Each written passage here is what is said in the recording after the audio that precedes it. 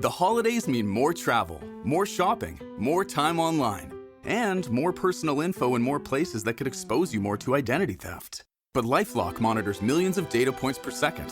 If your identity is stolen, our US-based restoration specialists will fix it guaranteed or your money back. Don't face drained accounts, fraudulent loans, or financial losses alone. Get more holiday fun and less holiday worry with LifeLock. Save up to 40% your first year. Visit lifelock.com/podcast. Terms apply.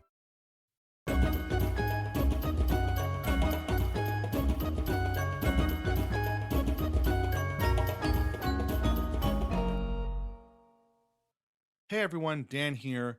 First of all, Happy New Year to you all. Earlier this week, we spoke with my friend John Cullen for an episode of Weird Islanders, the podcast that will be running on February 20th. John is a Leafs fan, and with the Islanders hosting Toronto this weekend, the conversation naturally diverted into the relationship Islanders fans have with John Tavares. He had some sincere questions for us, and I knew immediately that this section would be a great Weird Islanders extra bonus episode exclusively for the Patreon. But I figured rather than wait until his Weird Islanders episode ran, I would release this now ahead of Saturday's game and make it for everybody.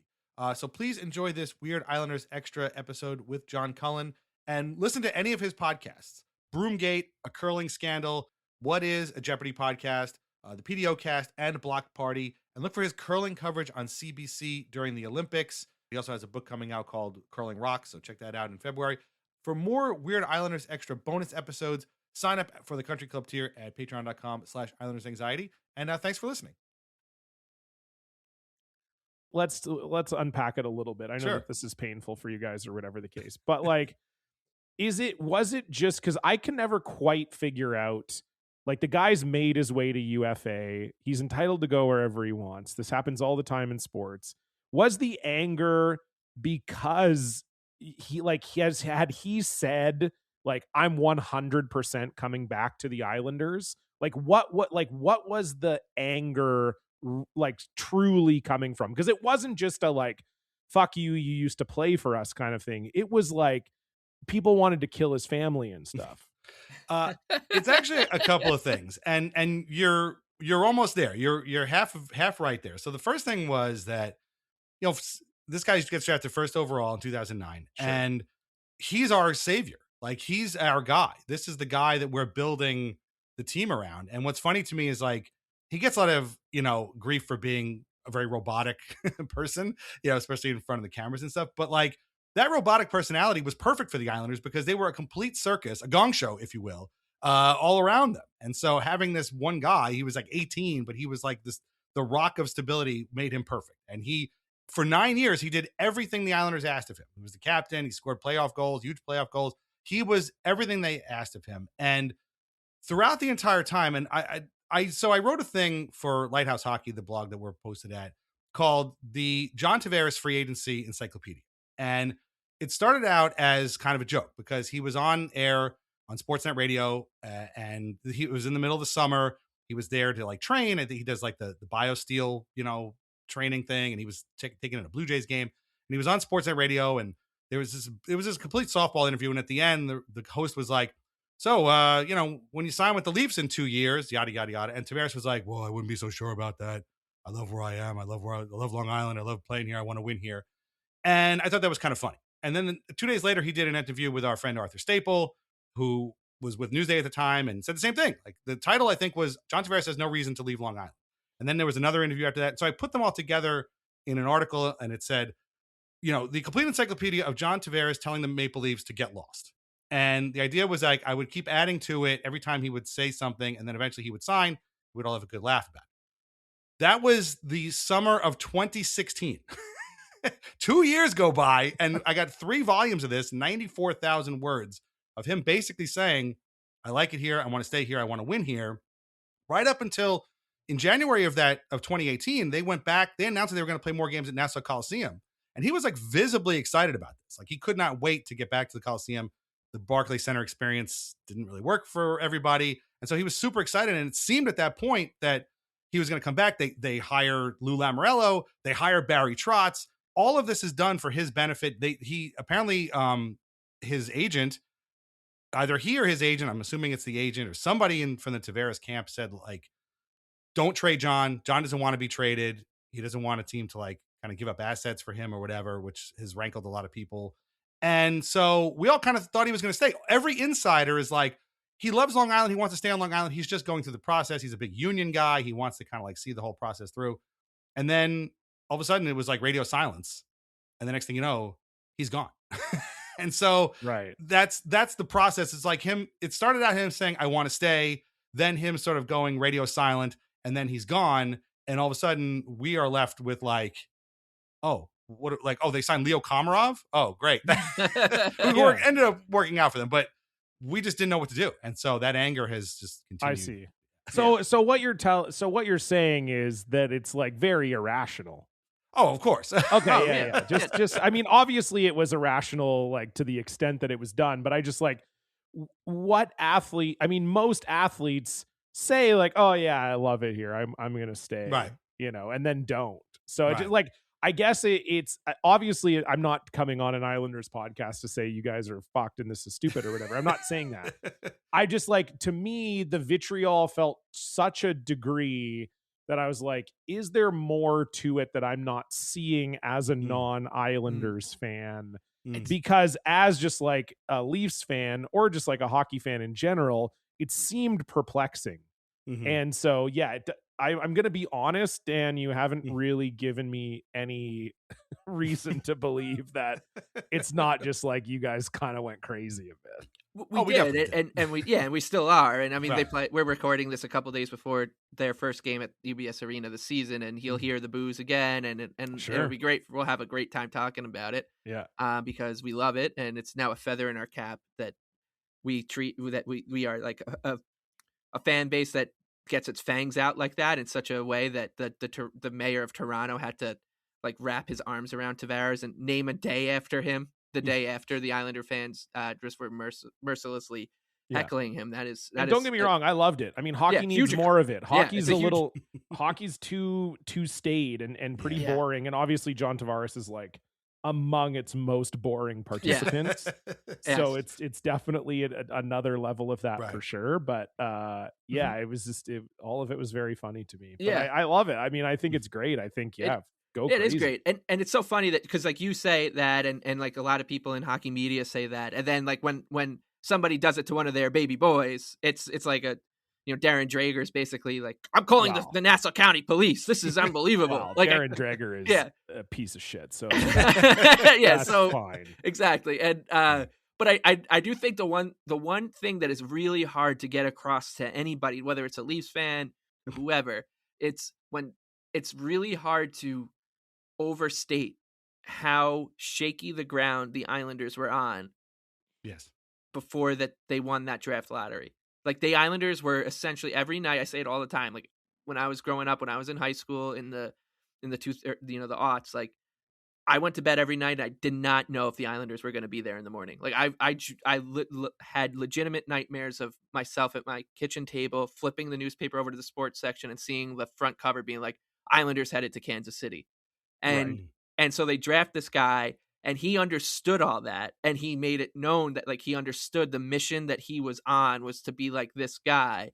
And so when you connect with somebody like that, and they're like, "No, I totally understand. Like I'm on this lifeboat with you in the middle of the ocean. We're gonna get to shore." And then all of a sudden, a cruise liner comes across. He's like, "Actually, I'm going to go over there onto this cruise ship and I'll see you later." And you're like, what about all that stuff about, you know, being in this together? Like, And so that's definitely part of it. And I really want to get this across too. And Dan and I made this point a lot, that when Islander fans were screaming and yelling and throwing rubber snakes, very soft rubber snakes at the man, at that game, they weren't just doing it at John Tavares, the person, but they were also doing it at the way that the Islanders, the media machine, you mentioned it, right? The Toronto Sports Network, Sportsnet, all those guys, the way that this whole saga and the Islanders had been covered for so long. Like we were sick and tired of hearing the Islanders being covered like a circus. We were a circus, I get it, but like we were the butt of every joke for so long, and we basically got laughed out of the room when this decision was made by this man. He never fixed his skating, by the way. But he hasn't had to. Yeah, doesn't matter. Yeah. He's so good. He's so good below the hash marks. Yeah. He's never had to learn how to skate. Yeah, exactly. And but like that was a lot of that was also directed at like that. It wasn't just him. It was kind of like everything he represented. No, and when I try to get that point across, a lot of times it's to media people, and they're like, "I don't understand it." I'm like, "Oh, I mean, you know, you wouldn't." I perfectly get that. I mean, I understand the idea. I mean, we just went through it with Mitch Marner, right? It's right. He's the Toronto. Not that John Tavares was from Long Island, but it's that idea of, you know, this is our guy. We've had him since he was a teenager. Yes. He's you know, he feels like our guy and he let us down. I definitely get that. And I think Mitch Marner is going to get fucking blasted. Oh yeah. We're going to have a great time laughing about it. Be like, oh, what about where's all the pearl clutching about this? You know, I might go to that game and throw a rubber snake at him and see if like Josh Cloak or James Myrtle is like some brave Leafs fan threw a rubber snake at Mitch Marner to send a message. I would love it. Leafs fans, the tickets are too expensive. You don't get any real fans in the building in Toronto. So I don't think we'll see any rubber snakes out there, unfortunately.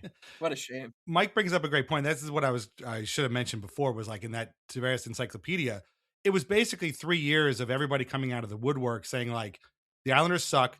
They don't deserve this guy. He should come play for my team. Sure. Because we can treat him much better than these people have treated him. And it was just that constantly for 2 years. And by the end of it, I literally had people like Bob McKenzie and Elliot Friedman DMing me being like, are you okay?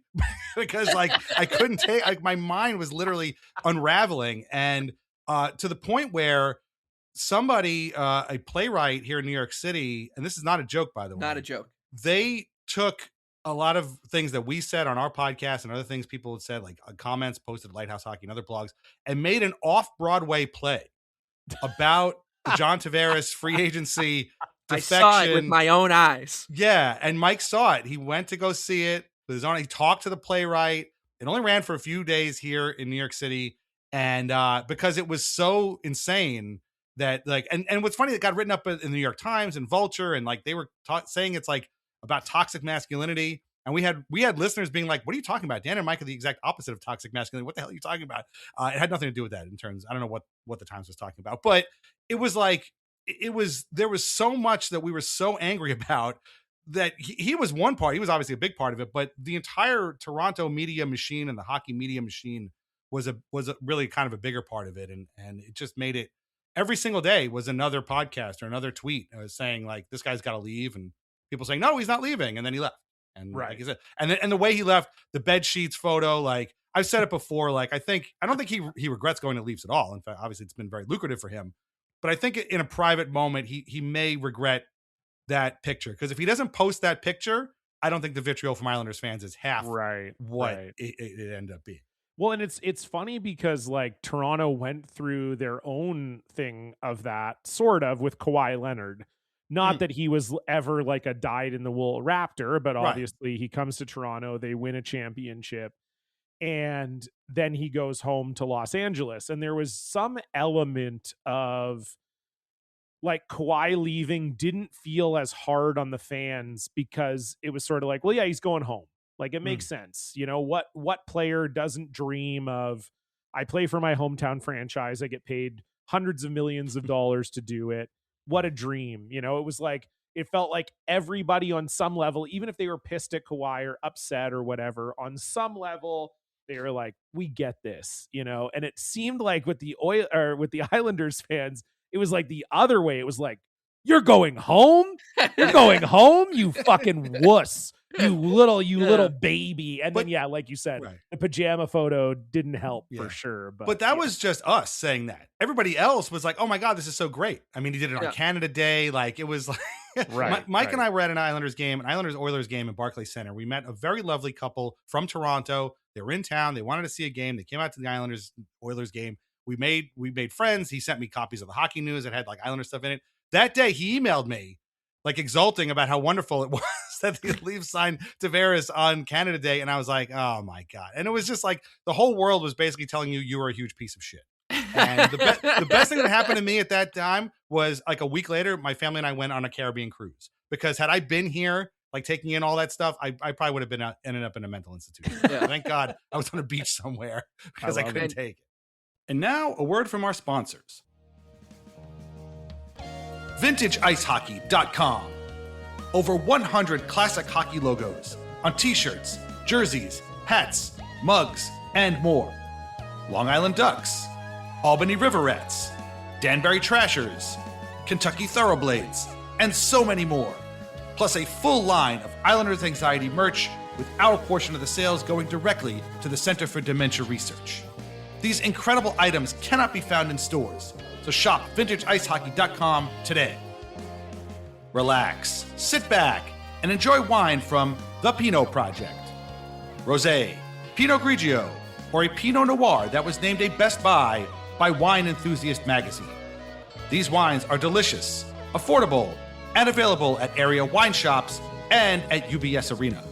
Learn more at thepinotproject.com. And please, drink responsibly. How does PwC take your company to the leading edge? They bring the sharpest minds in tech to your team, so you can bring the ideas that will transform your business.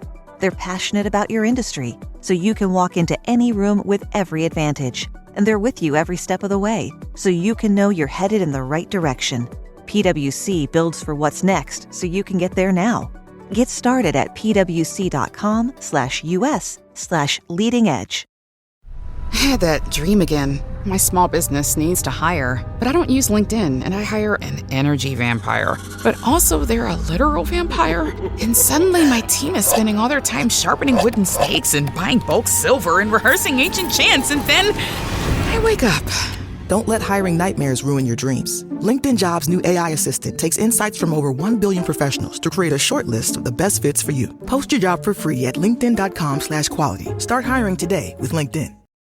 Don't chew on that, Max. Cooper loves that chew, too. Oh, now he's into Cooper's food. Wow, he is loving it. What do you feed Cooper? Blue Buffalo Life Protection Formula. He never leaves a crumb. I love it because it's made with high-quality protein, nutrient-rich fruits and veggies, and wholesome whole grains. Looks like we're switching to Blue. Blue Buffalo foods are made with the superior ingredients your dog needs to thrive. Can your dog food say that? Visit feedbluefood.com to learn more. Hi, it's Sam Reinhart from the Florida Panthers. Watch as we take on the New York Rangers in the 2026 Discover NHL Winter Classic in Miami. The NHL Winter Classic is coming to the Sunshine State. Ring in the new year with me in Miami. Catch all the action on January 2nd at 8 p.m. Eastern on TNT and HBO Max. That's January 2nd at 8 p.m. on TNT and HBO Max. For tickets and more info, visit nhl.com/Winter Classic. And now I look back on it and I'm like, I'm kind of glad it went down this way, because it's you can't go out into the streets in society and throw rubber snakes at people, at strangers you don't know. You can't like scream at them and yell at them, but there is something inside all of us that like you every once in a while you just want to like peel the top of the soda can off and let out, and being able to like divert this whatever inner energy that we all have at this one guy for as long as we have. And sorry, John, to have the Leafs completely fail with him in their ranks and this to be like as good an outcome. That day I was like, well, they're going to win I'm going to have to watch John Tavares win a fucking Stanley Cup with the Toronto Maple Leafs now. And the Islanders are they're terrible. Like our fucking best player, some guy named Brock Nelson. Like we're fucked. Like this is going to be the worst 10 years of my life as a sports fan. I don't know if I'm going to, Dan and I were like, are we going to do the show anymore? This whole thing.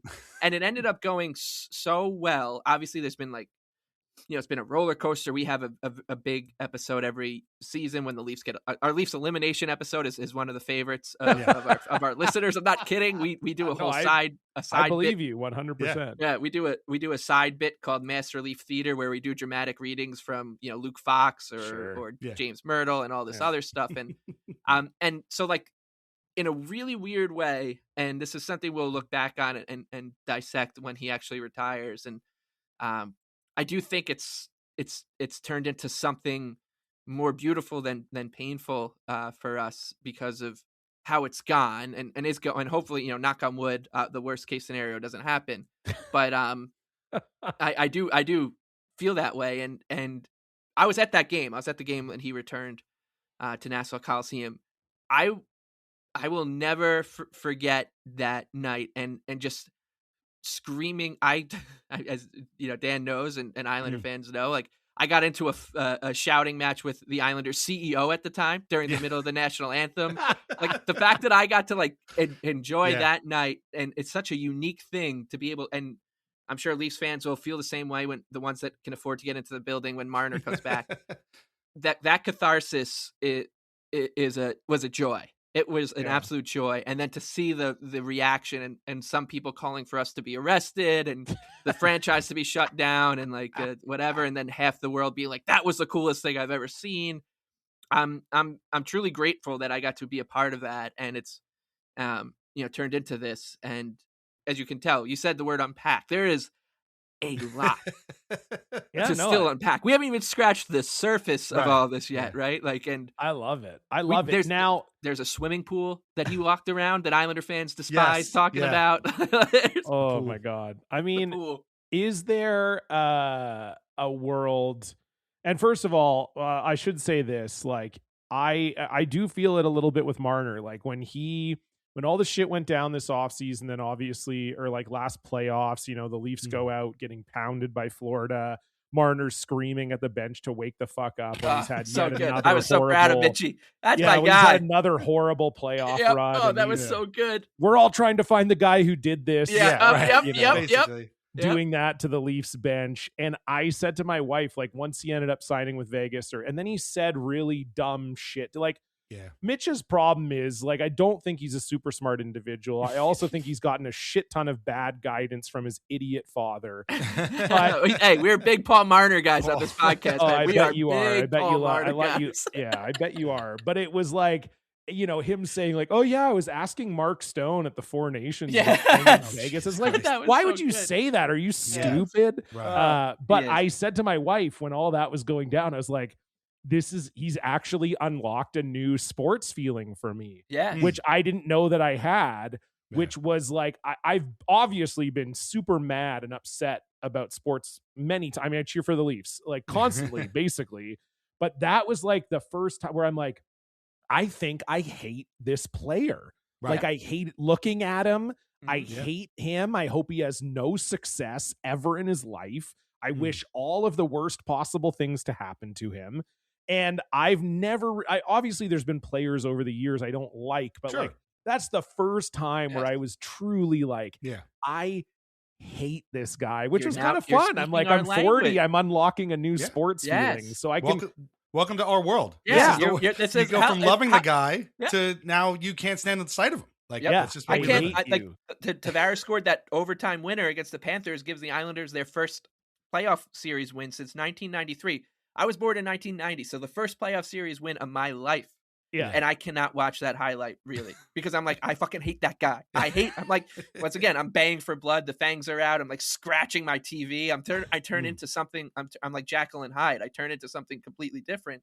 And I start like barking and I'm like, I need to like settle down and turn on, the Anthony Beauvillier goal to like wash the taste out of my mouth. And you're now going to feel that like, and I think I can't wait. That's part of what I was saying. Like this, the journey that this has ended up taking, the Tavares thing, kind of culminating with it happening to Leafs fans. I am incredibly happy that that's how this has turned out. Like, is there any chance that he gets like a Vince Carter moment? Like that's obviously a Toronto specific reference. Yeah, no, I know. Like, Vince Carter basically quit on the Raptors, like to the point where he was telling the other teams what plays the Raptors were running off of inbounds, stuff like that, like to get out of Toronto. And now it's come full circle. Like Vince gets standing ovations. He cries. He's, whatever. They retired his jersey, I think. Anyway, I'm pretty sure they retired his jersey. Anyway, like he's beloved. And it kind of just was this sort of, all the Raptors fans kind of came together and they're like, you know what? We've been kind of mean. We've been kind of mean to this guy. Do you think there's ever a chance that Tavares gets that moment in his post-career with the Islanders, or is it just like dead forever? I'll be honest with you. Some people like they've never been that mad. Like the people you hear screaming and yelling at him, like that's not everybody. So for some people, they're already not mad and they'll welcome him back. For me, no, he's not going to be welcome back. But I was just at they just inducted Pat LaFontaine into the team's Hall of Fame, and while his exit was pretty acrimonious, like he was holding out for more money. He wasn't being paid, frankly, what he should have been paid. That was 1990. And since then, he's been put in the NHL Hall of Fame, and he's become a beloved member. He's never not lived on Long Island, so he is back to being, fully ingratiated into the Islander society. So it's not quite a parallel to Tavares because obviously it was a different time period, but it's definitely possible. But in my book, I don't think so. I think it's unlikely that happens. First of all, it's both sides have to play ball, and I think that he probably wouldn't. And also, I think two things would need to happen. A, he can't win a Stanley Cup with the Toronto Maple Leafs, and the Islanders, I think, would have to win. I think that maybe that's part of why the Raptors fan base was able to kind of like wrap its arms around Carter. That is sort of the prevailing fan theory that people weren't really talking about having a full circle moment with Vince until they won. Right. Yeah. I could see that conversation picking back up because if the Islanders win a Stanley Cup, he retires without one, and the Islanders have this alumni night, and their rule is it doesn't matter. I mean, there's a guy who came to an alumni night who played zero games for the Islanders, and we give out an award at the end of every season named in his honor, the Don Cutts Weird Islander of the Year award, because he showed up, and we just love that he came to an alumni night for a franchise he didn't play for.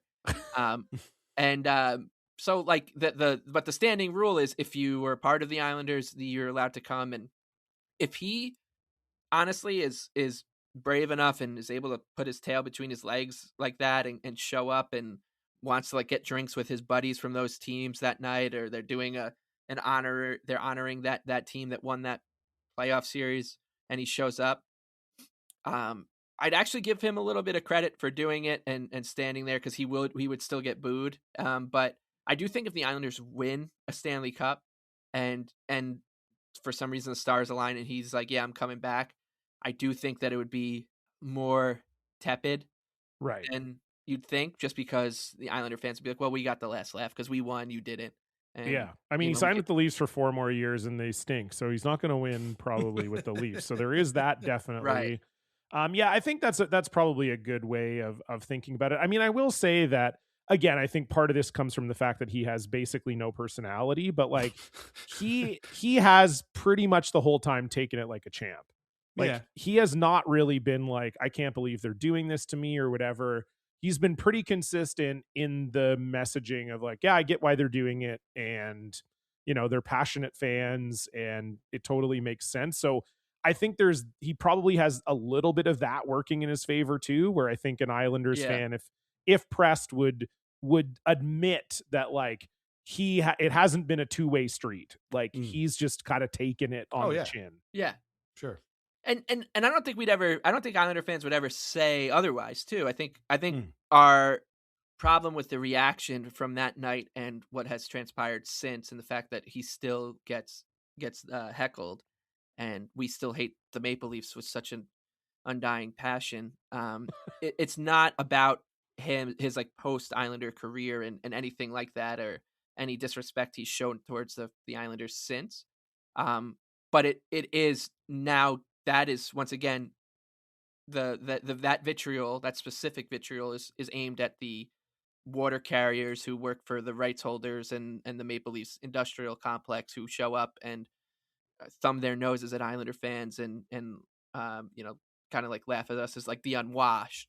So it's not about like John Tavares really anymore, as much as it is about the James Myrtles of the world, etc., who still can't wrap their head around why Islander fans are doing this and why they feel that way.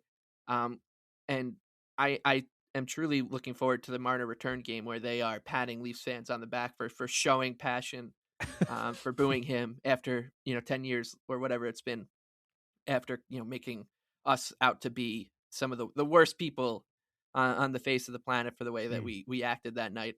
I want to sit down with some of them and just be like, what did you expect to happen on that night? Like, what were we supposed to do? I think I want to say it was Jeff Marek who's like, yeah, I think Islander fans should have booed, and then they should have also turned it into applause, and like alternated. Right, that like, classic move that all these sports fans do, like, the boo applause. You know what I'm talking Was there like about. a cue card guy? Like, are we at a taping of Saturday Night Live? It was like, laugh now. Like, like I just it was some of the most bizarre behavior from these people, and it turned into Islander fans are like, this is how they treat anybody who leaves the island, and nobody ever will give us credit.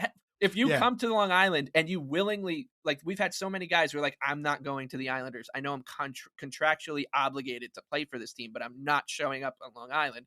That has burned such a deep thing into like a wound into our soul, that if you show up and play for the Islanders, we're like, this guy was great. Like, he was supposed to come to training camp on September 8th, and he showed up on September 8th. That is awesome. Like, he's doing his job. It's funny how people conveniently forget that the year before Tavares left, Kyle Oposo left, Franz Nielsen left, Matt Martin all left, and they all came back to like huge cheers. We were cheering those guys their entire career. Every time we just gave a huge cheer to Brock Nelson, and he was basically just like, yeah, I don't think I want to re-sign. And Lou Lamoriello was like, okay, we'll trade you. And that was it. Like, it's fine. Like, just the one guy, and just the way we were treated by, again, a lot of it's out of his hands. I get all that. And that maybe that's probably the why what you weren't quite getting it. But like, a lot of it was out of his hands, but like, that whole situation is completely different than the other guys. I mean, Oposo wasn't even offered a contract, and he just left. And we were like, what the hell, dude? Our anger was really aimed at Garth Snow more than anything. Right. else. So right. the fact that you're even asking I was this, gonna say, I want to give you a lot of credit for like coming at this, being the first Leafs fan to come at this in a well, this is how I would have handled it. But why is it like that? I'm like, well, then you've already lost the plot. You didn't come at it like that. So I give you a ton of credit for being. I want to understand. Right. Yeah. Even if I don't get it at the end of of your explanation. I mean, I get it. I mean, it definitely, it's just unlike anything we've ever seen. So I think which is a compliment, I think. So, absolutely. Yeah. Agreed. Yeah. So, well, this is all going to be an incredible bonus episode of Patreon.com. So make sure you check it out there.